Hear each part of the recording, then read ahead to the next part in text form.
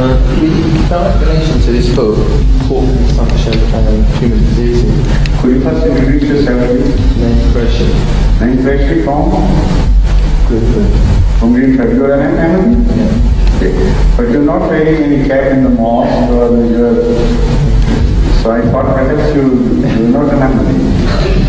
Please. Yeah. When you go to a place, you should behave like the situation demands. And in places of worship, you should be respectful in the manner as has been manifestly told by the Holy Quran and the Sunnah. For example, when you go to a British court, you can't wear a cap. You won't be fired about it, will you?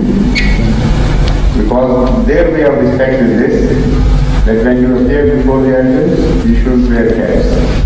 But in Islam, it's exactly the other way around. In the court of Allah, this is the highest court one can imagine. The Muslims are supposed to wear caps and come with headdresses. But perhaps you didn't know that, so in future